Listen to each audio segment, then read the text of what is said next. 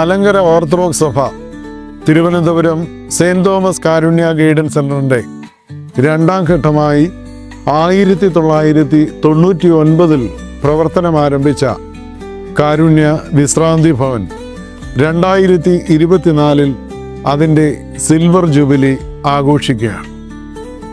കഴിഞ്ഞ 25 വർഷക്കാലം അനാഥരും ആരുമില്ലാത്തവരും ഭവനങ്ങളിലും ആശുപത്രികളിലും ആശുപത്രി വരാന്തകളിലും ഉപേക്ഷിക്കപ്പെട്ടവരായി 4500-ലധികം അന്തേവാസികൾക്ക് അഭയമായി തീർന്നു.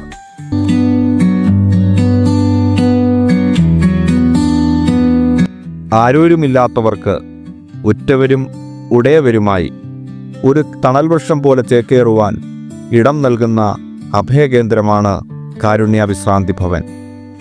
അനാഥത്വം ഒറ്റപ്പെടുത്തിയവർക്ക് 1000 കൈകളുടെ പരിചരണം നൽകി ദൈവസ്നേഹത്തിൻ്റെ കയ്യൊപ്പ് പതിയുന്ന ഇടം.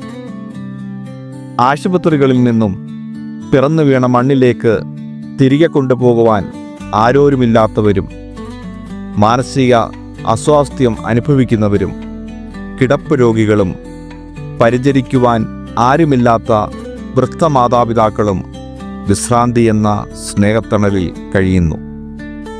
മലങ്കര ഓർത്തഡോക്സ് സഭയുടെ കാരുണ്യ ഗൈഡൻസ് സെൻ്ററിൻ്റെ രണ്ടാം ഘട്ടമായി തിരുവനന്തപുരം ശ്രീകാര്യം കത്തേലയിൽ വിശ്രാന്തി ഭവന് 1999 തുടക്കം കുറിച്ചു.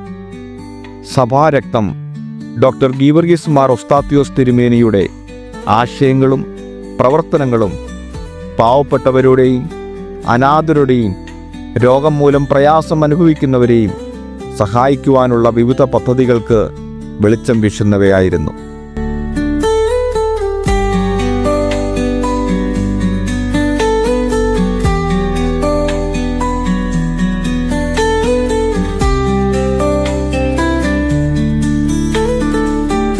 അത്തരത്തിൽ 1988 തന്നെ കാരുണ്യ ഗൈഡൻസ് സെൻ്റർ തലസ്ഥാന നഗരിയിൽ അനേകായിരങ്ങൾക്ക് ആശ്വാസത്തിൻ്റെ പ്രകാശഗോപുരമായി പ്രവർത്തനം ആരംഭിച്ചു.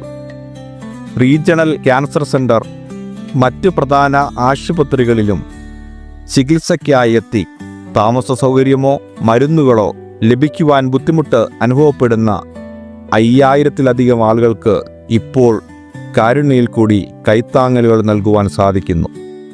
കാരുണ്യയുടെ രണ്ടാം ഘട്ട പ്രവർത്തനങ്ങളിൽ ഒന്നായിരുന്നു വിശ്രാന്തി ഭവൻ.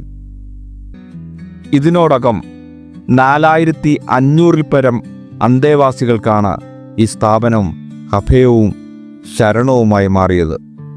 ഇവിടെ മനസ്സിന് മുറിവേറ്റവരുണ്ട്, ശരീരത്തിൽ ദുർഗന്ധം വഹിച്ചവരുണ്ട്, ഉപേക്ഷിക്കപ്പെട്ടവരും ഒറ്റപ്പെടലിൻ്റെ ഇരുട്ടിൽ സങ്കടപ്പെട്ടവരും ബലം ക്ഷയിച്ച രോഗികളും ചികിത്സ കഴിഞ്ഞപ്പോൾ കയറിച്ചെല്ലുവാൻ ഇടമുണ്ടായിട്ടും വാതിൽ അടയ്ക്കപ്പെട്ട് അവഗണിക്കപ്പെട്ടവരുമുണ്ട്.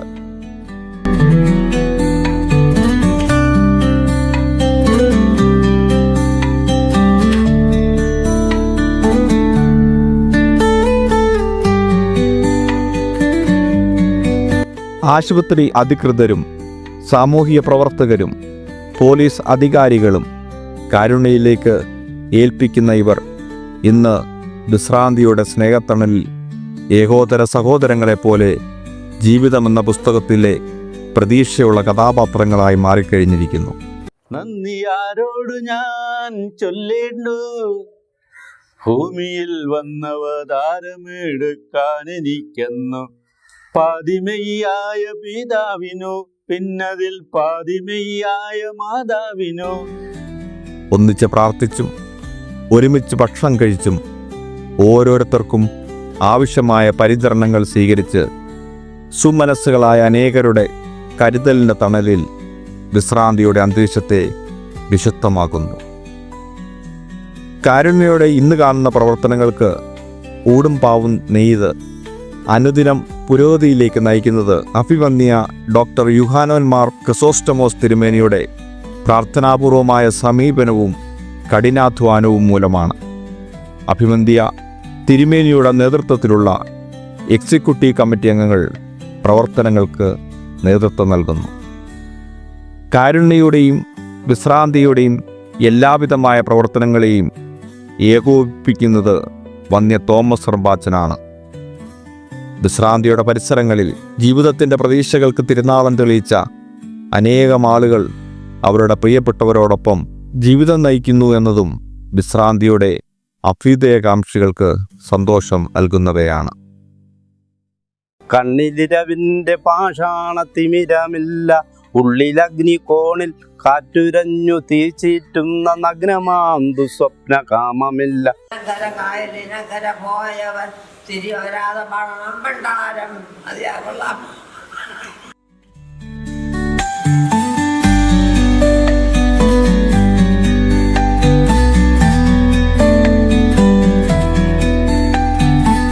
വിശ്രാന്തിയുടെ ജൂബിലിയോടനുബന്ധിച്ച് കാരുണ്യയുടെ 3ാം ഘട്ടമായി psycho socio rehabilitation centre, HIV മൂലം പ്രയാസപ്പെടുന്നവർക്ക് കെയർ സപ്പോർട്ട് സെൻറ്റർ, കിഡ്നി രോഗികൾക്ക് എല്ലാ മാസവും ഡയാലിസിസ് കിറ്റ് വിതരണം തുടങ്ങിയ വിവിധ കർമ്മ പദ്ധതികൾക്ക് തുടക്കം കുറിക്കുന്നു.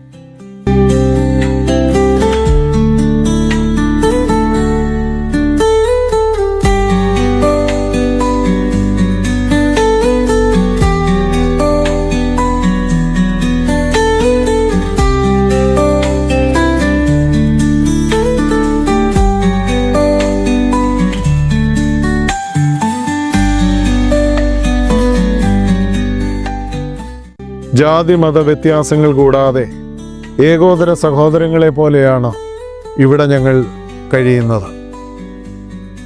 കാരുണ്യം തേടുന്ന അനേകർ ഇനിയും നമ്മുടെ മുന്നിലുണ്ട്. അവർക്ക് അഭയമായി തീരുവാൻ അനേകരുടെ സഹായവും പിന്തുണയും ഇന്നുവരെ എന്നതുപോലെ ഇനിയും ആവശ്യമാണ്. അക്ഷീണം ഇതിനുവേണ്ടി അധ്വാനിക്കുന്ന സമർപ്പിതരായ പ്രവർത്തകർ ഇനിയും ആവശ്യമാണ്. കാരുണ്യ വിശ്രാന്തി ഭവൻ അനേകർക്ക് ഇനിയും അഭയമായി ആശ്വാസമായി തീരുവാൻ ദൈവം കൃപ ചൊരിയട്ടെ എന്ന് പ്രാർത്ഥിക്കുന്നു.